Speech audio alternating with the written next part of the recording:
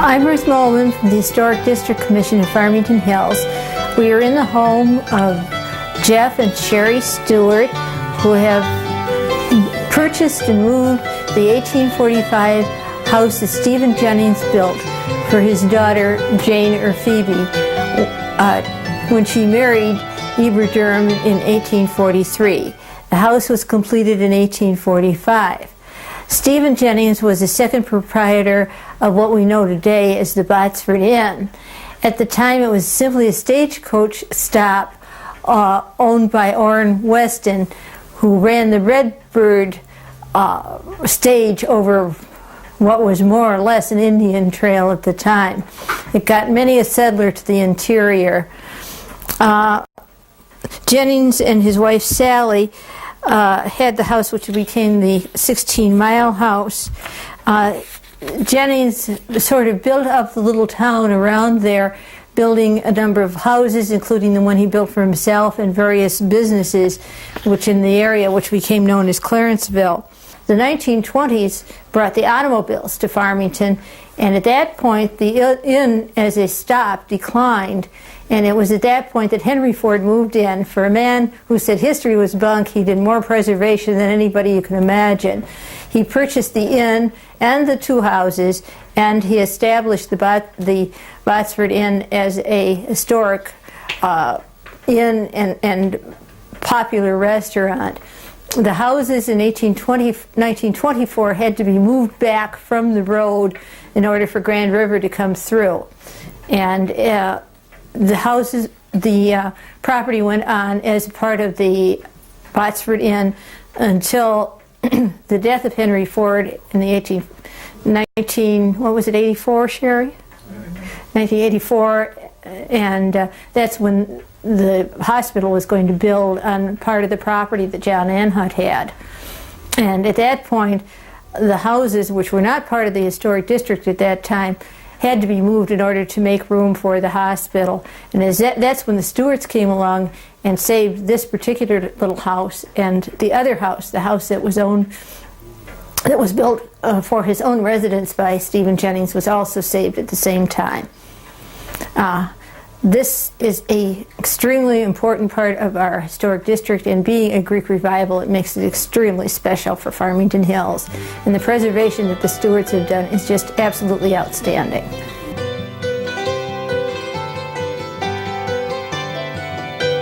This is Sherry and Jeff Stewart, who are living in the house that was built for Jane Jennings Durham as a wedding present. And it's very fitting that a couple will have the house that she had, another Farmington family. Now, this house, of course, was down in Clarenceville.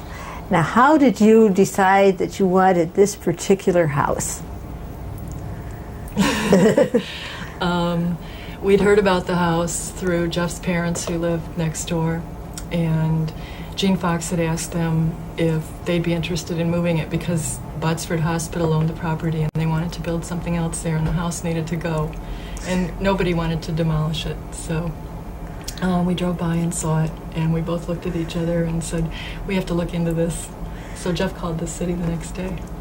Now, there were two houses at the time, and both of them had been built by Stephen Jennings, and this was the smaller of the houses. Now, this one was more restored when you saw it. Was that the reason you wanted it, or was there some other reason? It was the architecture of this house. I thought it was really charming. Now, it's a smaller Greek revival than the other building that was involved. Mm-hmm. And now, how did you go about procuring the house? What was involved? I remember this. We decided we'd like to take a stab at it, and we asked the city what was involved in making a bid on the house, because the homes were going to be bid on by people in the community and then awarded to two individuals, one for each house. The Historic District Commission's emphasis was going to be on your intent with the house, and that you keep it within the community, and that you have it at the right kind of setting, like not in the back of a neighborhood, because this type of house would have been on a main road. So they were interested in those different aspects of the bidding process. So we put together a bid within 3 days. We had to arrange for a mover, check with Edison as to clearance and the route that would be taken. we had to have secured property, and we were really moving. For about 3 days, we got our bids together. My folks lived next door to where we are now. They had 7 acres. I grew up in that house next door, and they were good enough to give us 2 acres to put the house on. So that was just a matter of going up and getting a letter and having that documentation. And let's see, we called around, found a mover, got arrangements, and placed a bid of about $550 on the house. And we were worried because we were told there were about a dozen parties interested in bidding on the homes. And so we were rolling in mainly hoping that our location and that sort of thing would count more than the dollars. And we knew we'd need all the money we could put together to move the house. So we almost got the house for free. We got the property for free. And we were broke for years after that. Doing all the work on it. Well, I want to make a point here. The Historical District Commission does not encourage moving houses, but these 2 houses were exceptions. They were such fine architecture that we wanted them preserved regardless. And of course, they were coming in with something very special that was to the advantage of the whole community when you have a hospital that we sorely needed here. And the house was, there were certain things that they had done because between the period that Henry Ford had prepared this house for the Shaws and the time that it was rented out, which is always a disaster for a property, they had done certain things to it. What happened to these lovely floors? The floors that we'll show you a little bit are original random plank flooring. What had they done to the floors, Jeff? Well, they upgraded them by, I think initially they laid down oak flooring. They put down furring strips and then laid oak flooring like you'd see in a house that was built in the 50s. Nice tongue and groove oak. And that was okay, but after that people had subsequently put down layers of linoleum and carpet, and to where when we started peeling back the different layers of things, we got down to the oak. That was covered up with this nasty adhesive that just wouldn't come off, and it wasn't going to take a belt sander. It was going to take wasn't going to come off. So we removed the oak and got rid of that, and then we sanded down the flooring. There was ash in this room that's pretty evenly spaced, about 5 inches or so. And then in the dining room and the living room, there's yellow pine, which is varying degrees of width, but all of it's tongue and groove. And so we sanded it down and stained it and like it quite a bit. You actually getting rid of that other floor was really getting back to the original, to the random plank flooring that they built into the house in that period. So, and then you've done a lot of very intriguing decorating, Sherry. It's very fun. You've done a lot of the work yourself. What did you do here in the kitchen that's special? In the kitchen, a little bit of stenciling. That's where I started stenciling over the cupboards. The cupboards were here. In fact, they look a lot like the cupboards in Edison's parents' home at Greenfield Village. The wood on the top was solid, and so we removed the panel, and put in old glass. And so if you get a reflection off the glass, it's nice and wavy. We wanted a tile backsplash and could not afford, the tiles I wanted at the time. So I bought a mold and we poured our own tiles and painted them and put them up. Did the light fixtures. The one over the sink is an old funnel from the garage that I punched, like punch tin, and this is a stained glass fixture. All of which matches the house, and then the fixture here in the kitchen is unique. It's a reproduction, you said, but it's like the traditional tin kitchen fixtures that you would have found in this home. We made an island, cooking island in the middle there. Sherry brought her stove from Dearborn. It's a little bitty, a non-functional type stove, but she wanted it, and so we had the island built around it. So now if we ever need a new stove, we're going to have to find another one that's small like that. the other parts of the house, you've done a lot. There's stenciling I noticed in your dining room, which is just exquisite. How long did it take you to do that, Sherry? Many hours. You want me to talk about that when we go in, or it's? I cut the stencils after studying Moses Eaton's work. He was a New England itinerant stenciler. They would go from village to village or town to town and do that. And true to form, I started checking stencils in the closet, which is where you see how it looks, both the flooring and the walls. And I can show you the floor when we take a tour. Okay, well maybe we should go take a look at some of these things. And another thing in the kitchen, I don't know if we can photograph it, is this staircase, which is the original staircase from the house. And in the houses of this period, the 1845 or so, there was a farmhouse, basically, a Greek Revival farmhouse.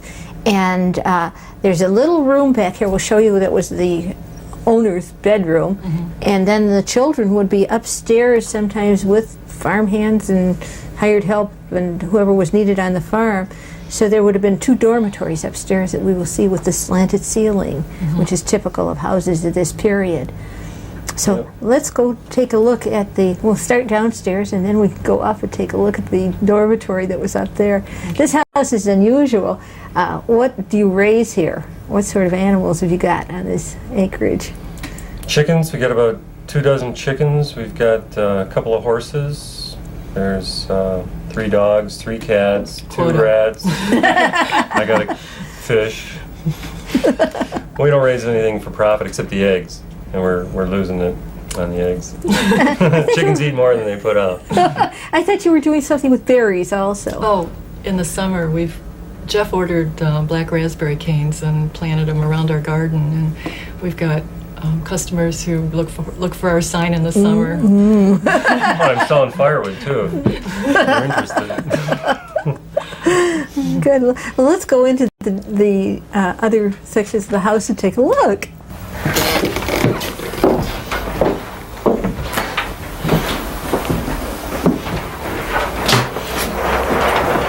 Sherry, this is a special corner. Yeah. Will you tell us about it? From your stencils to your cupboard to the marks on the floor. All right. When we moved in, there was a closet built out into the room right here. There was plywood wainscoting and a door.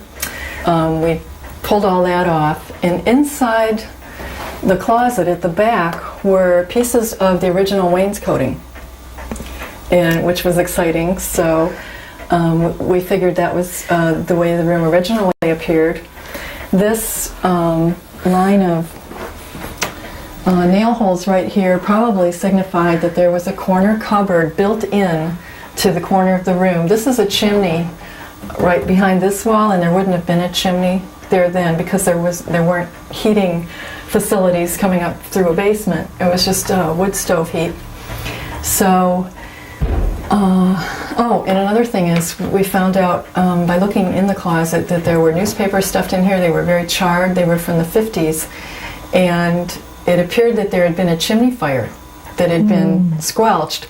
We also, when we tore off the oak steps on the enclosed stairway up to the upstairs, the left side of the stairs were removed. They were just sawn away. And so we were assuming that during the 50s there must have been this chimney fire, and that the firemen actually removed the stairs, part of the steps, to determine that the fire was actually out. Anyway, this, I designed the cupboard, and we hired Michael Von Steeg of Waldheim Woodworks to reproduce this cupboard. We felt that this is how it would have appeared, for that period, the 1840s. This is the stenciling I spoke about earlier. This design here is tansy. It's a wildflower. And again, this was patterned after the stenciling that Moses Eaton did in New England. The willow tree was an early American symbol of immortality, and so that was chosen specifically for that. These are the willow fronds, and they travel around the windows and doorways. Well, this was probably your everyday parlor, and they probably weren't thinking of a dining room. They probably would have eaten in the Probably not. kitchen in a farmhouse rather than worrying about that. You said on this side that you had the Franklin stove. Yeah, when Probably. we removed the oak flooring here and then sanded down the yellow pine, and you can see that the tongue and groove has worn away here, and this is actually, it's hard to tell from with this carpet here, but there's a area here that has been worn away through a traffic pattern, and up here there was a hole that went into a false chimney that's still there. If you look outside, you'll see two chimneys. Well, one of them stops right here, and that serviced a Franklin stove from these two rooms, as well as stoves from the upstairs. People would just put their stovepipes into this chimney, and then the smoke would go out. So there was a stove here at one time for heat, and very likely it went through on this side for the living room too, but we didn't need to replace this ceiling. We were able to just replaster when they electrified. The stove pipe was what heated the bedrooms in the stove pipe is what heated the bedrooms in the upstairs. We'll go into the parlor then next and show you the little room that was most likely the parents' bedroom. I should Yes, add house. that Michael also used the wainscoting pieces from the closet to reproduce what we felt was the original wainscoting throughout the room. Yeah, I'm sure Yes. I would have been there. And just before we leave the room, I want to make note of the reproduction chandelier that you have here that was definitely could have been used in a house like this. These wouldn't have been little electric lights. These would have been little candles. And you would have only used those on special occasions because they're kind of expensive. Let's go into the other room.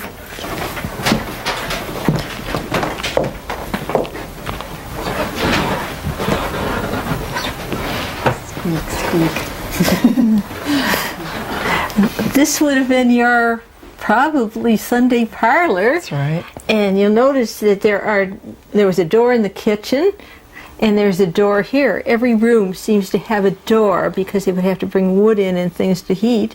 And also, I guess they were afraid of fire, weren't they not? Notice the excellent latches that you put on all the doors. And now those windows are special, Sherry. You were telling me about that? Just that there's so much old glass in the house, and we wanted to preserve it. So we didn't try to replace the windows, we just tried to repair them, and so we would take them out. It took 6 weeks to remove, scrape, repaint, reglaze, recaulk, well, that's the glazing, each window sash. So it took quite a number of years to redo the windows. They are special because they're 12 panes over 12, and in some of the early pictures of Botsford Inn, the original part of the inn was a large home by Orrin Weston, but the back part of the inn had 12 over 12 windows, and which is significant to me because Stephen Jennings built this house for Jane as a wedding present, and he also added on to the inn, and so he used this style window. You have it there, and you have it in his own home, I believe, too. Another significant part of this room is it was the parlor, but over to the side here we have what was a bedroom. What was it? What size did you tell me that was? And what a tiny 7 bed! by 12 feet. Yes, just barely big enough for a bed. Right, without a closet. And now we've turned the other bedroom of that same size into the bathroom, because at that day they wouldn't have had a plumbing inside either. No. So the two bedrooms have become more or less an office and a bathroom, and then that's left with 2 bedrooms upstairs, and we put one in the basement. You had mentioned we brought in this hardware for the doors and so on, but in fact that is the original hardware. We didn't in some cases Hardware is original. yeah, we in some cases had to remove it and clean it up a little bit, with the exception of that one case lock we're looking at there. But the rest of it is original hardware to the house. The other thing that's kind of unique about this are these little latches over each of the electrical switches and the plugs. These are called Edison latches, and the story is that Thomas Edison made these up for Henry Ford to conceal the fact that the house had been electrified. You'll see these in a couple of the homes at Greenfield Village too, where they papered over them, and to look at the wall you don't realize there's a switch there. It's kind of unique to a keeper. There were 7 layers of wallpaper in each of these rooms. Oh my. The outer obviously being way too contemporary. Jeff, they did a lot of detail work here. Can you tell us something about the carpentry that was done? Sure. Yeah, this one bead here that runs along is pretty much throughout the house. It's indicative of Greek Revival architecture and woodworking. Also, this molding that comes down along this side, it's that way throughout the house. Now, when we got the house, there were some areas where someone had just taken almost a 2x4 and gone along and replaced some of this woodworking, but we removed that, and then we had this restored. Also, in the house, wherever the oak flooring had been, they had notched a lot of our woodwork trim, and so we had to either add on at the bottom, or in some cases we replaced the whole beadwork just to match it up right. The doors are kind of interesting. I'll show you about those in a minute. Okay. Here again you'll see this same bead going along the door and the same trim. All the doors in the house, pretty much all the doors in the house, are these panel doors. There's one bar going right down the middle, and then these 2 raised panels. A lot of the doors in our community, I've noticed, have a cross. My folks' house has a cross there, for instance, and other ones are broken in the middle here. But this one goes all the way down. And these hinges are not original, but the rest of the hinges you'll notice on the doors are. They're just blocked off. They don't have a bead on the top. This is called a key latch, and these are original pretty much throughout the house. Another point of interest is this stenciling on the floor. A lot of times they didn't have carpeting, and so they'd stencil right on the floor, paint a design. In this case it's called a bow tie stencil. Sherry did this, and she thought it looked nice. I think it does too. It gets awful muddy when you're coming in from outside though. Well, let's go take a look at the upstairs, shall we? Okay.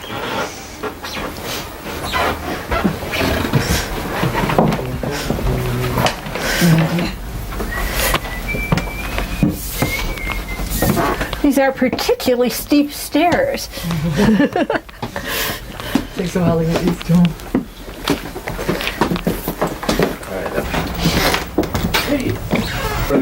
Oh, we're upstairs in what would have been the dormitory section of the house. They didn't believe in separate bedrooms for the children. They put the boys on one side and the girls on the other. Notice the slanted ceilings that we have here. That's typical of the house of this period. And you'll see there are 2 rooms. One would have been for the boys and the other one for the girls. And they not only would have had the children up here, they would have had any hired help that they would have, such as a hired hand or the maids that would help out. They wouldn't be called maids, they'd be called helpers of some sort that would help on these farms. You needed a lot of help to run a farm in those days.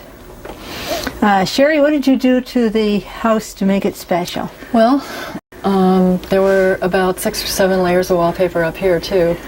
Now, we chose to re-wallpaper after stripping all that off and spackling and everything.